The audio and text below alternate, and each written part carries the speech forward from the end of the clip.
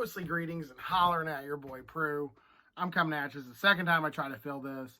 Let's talk about my Wiccan book collection. All right, here we go. Part one. This will be broke down into two parts.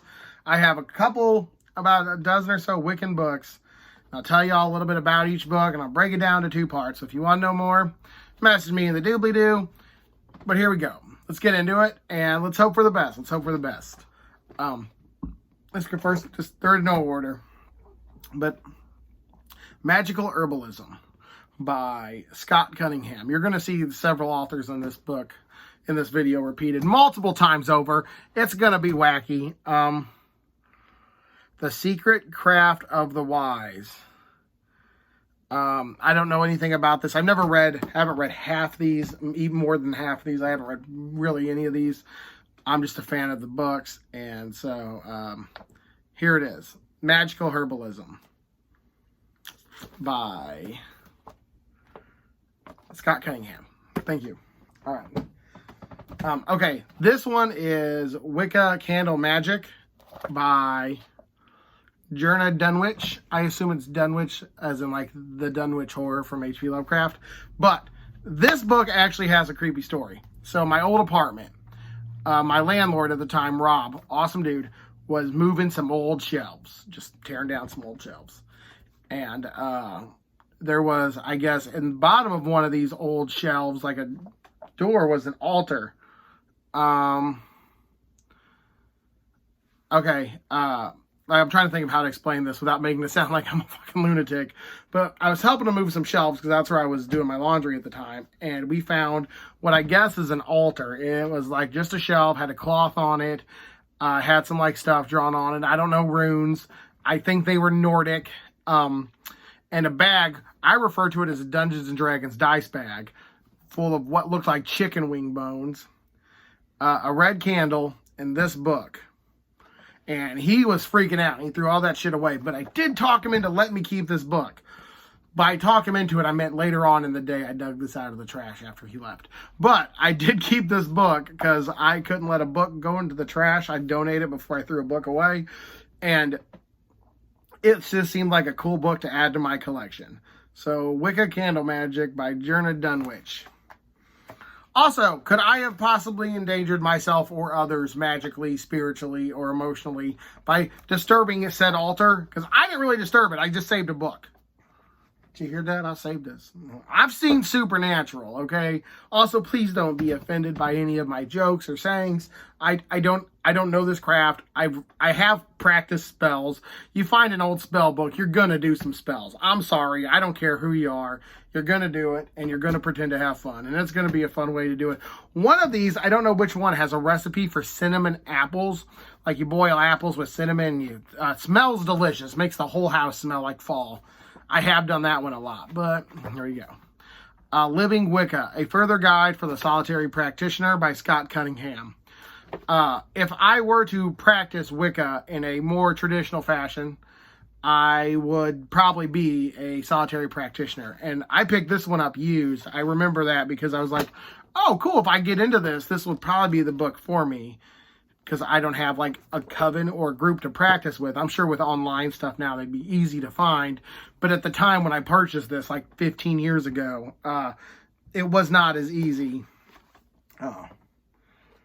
I do enjoy some of the more superstitious aspects of this. I mean, of course, black cats. I have two beautiful black babies. There's Summer Bear down here. She might come up at some point. But like the fall, the leaves, the embracing nature. That's one thing I really actually hit home with me because I love it when people embrace like nature and get outside. You're thinking, Britt, aren't you like an indoor gamer kid? I am, but I love it when people are like, man, let's not pollute. Let's realize we can be a little bit more minimalistic as a people. Let's take a little bit more natural gifts into life, like a beautiful sunset instead of just sitting at home rewatching The Office, stuff like that. I'm down with that. That's cool. So so some of the Wicca aspects I enjoy. I just don't like practice the craft, if you will. I'm not crafty.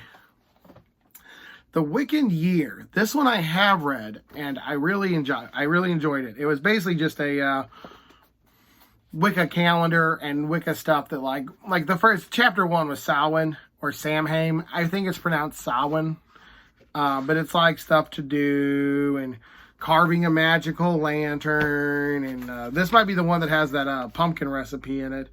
Oh, the Dead Supper, spirits on Samhain night, stuff like that. So I have done this, and I actually have done a few things out of this book, like the craft here, like carve a lantern, rune a candle, bless a circle, call a circle, stuff like that. I have done some of this stuff, but I don't say I practice the art. I just enjoy, like, oh, you know what? Let's carve a pumpkin, but let's carve a pumpkin like how they would do it in this book. And let's just have fun with it. Let's experiment. Let's expand our minds. So, like I said, this isn't going to be a hardcore, oh my God, Josh is a devout Wiccan, Josh is a fucking wizard or a witch, and he's going to go to Salem and turn himself in and drown. No, I have been interested in Wicca since the movie The Craft, and my first crush was actually Christina Ricci. But up there, up in the top echelon of crushes was Farusha Balk from The Craft. And dear golly, after seeing The Craft, I'm like, man, I got to get me a witchy chick. And my wife's Irish. They're not witchy, but they're superstitious, so that helps. The complete A Witch's Book of Answers. Now, this I remember I found this used, and I was like, this is what I need. Because this is like, so I'm going to do one. Let's do a short one. What's a Wheel of the Year spread? So, like, a tarot question. And then it has, like, a question. And then it has the answer. So it's like, hey, what's an athame? Oh, it's a double-sided bladed knife used in several rituals. Oh, so if I go to one of these books that says get your athame, I actually know to get my knife. I get it. So it's like basically a Wicca for dummies type thing. Wicca, witchcraft. I'm calling it the same thing because I can't tell the difference. And I don't mean that as an insult. I just truly cannot. I truly cannot. Everyday Wicca by Gerna Dunwich again. Like Scott Cunningham and Gerna Dunwich and Bucklands, there's like half my Wicca library.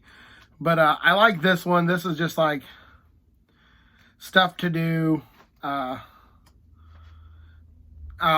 Stuff to do like negativity banishing, sage your house to get rid of stuff like that. So this I have looked through. I haven't read, but I have like thumbed through this one. And this one seems pretty cool. Just magical spells you can do throughout the year to help deal with stuff. You know, that's to me is how I kind of interpret Wiccan. Wicca is a more natural way to deal with stuff, you know. Like burn sage or cook some apples. Oh, you're feeling depressed. You know, make your house clean and smell nice and burn some cinnamon and there you go. You sit in your house and smell the cinnamon and things will be okay. So I think that's cool. This is one my wife bought me at Target. The witchiest of all stores, Target. It's like Ollivanders from Harry Potter. No, Target's fine. I do like their bottled water shit. That bottled water stuff there. They have like these flavored cherry limeade waters. Oh my God, so good. Oh God, I can drink those straight. I love them. They're so good. Like just, that's all I drink. This is Wikipedia, haha, by Sean Robbins and Lena Greenway. This one I got to chapter 3 on because you can see where my monkey bookmark is. And then it was talking about a Ouija board. And I thought, ooh, I'm going to save that. And I'm going to play with a Ouija board. And I never did because I'm lazy. But there you go. That's Wikipedia. All right. Next up is The Occult Book, A Chronological Journey from Alchemy to Wicca from John Michael Greer. And this seems like a pretty cool book. I won't say I read this, but I definitely I thumbed through it. You know, I read like The Last Pagan Emperor of Rome. You know, then it gets to more like the Brotherhood of Elois, which is stuff you like, you know, stuff you know, like, I'm trying to like, it gets to like more modernish stuff like Hitler's occult obsession, the Romanovs, stuff like that. So this is cool. This is like a little beginner's guide to alchemy, occult history. Not Wicca in general, but just the occult. You know, in the invention of runes, the Rome going from a pagan empire to a Christian empire and how they kind of combine the holidays of pagans and Christians to make the super holidays. There's Christmas, which is a lot of Christmas, has pagan aspects in it, stuff like that. So that's cool. This I refer to as the Big Red Book or Buckland's Book of Spirit Communications by Raymond Buckland. I have the blue book further down the list.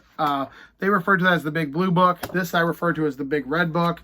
I bought, this one actually does have kind of a creepy story. We did a seance. I was not a part of the seance, but some friends of mine did a seance.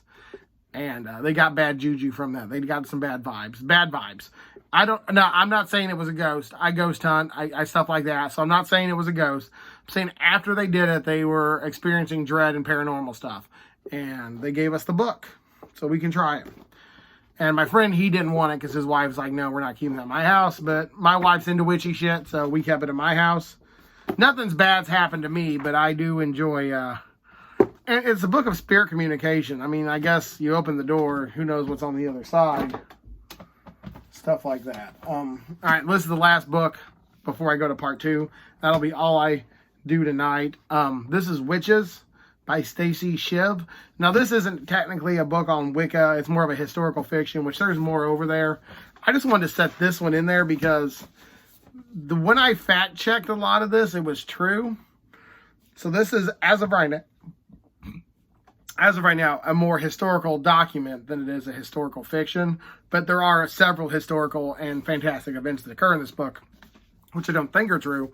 But I just wanted to bring it up because I really enjoyed this book. I like his story, like the show The Last Kingdom, and you know, the books and stuff that go with it and stuff like that. I like historical fiction, but I need it to kind of suck you in. You know, I need it to be like, read like a story, don't have it be just the way it is.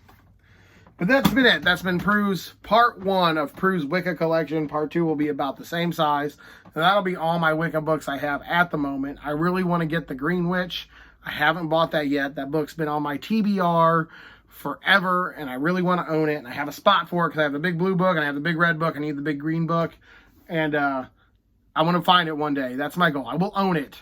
But I'm not going to like go on Amazon because that seems like, I don't know, I like to feel it. I think... To me, it's weird, but when a book's ready for me, it'll find me.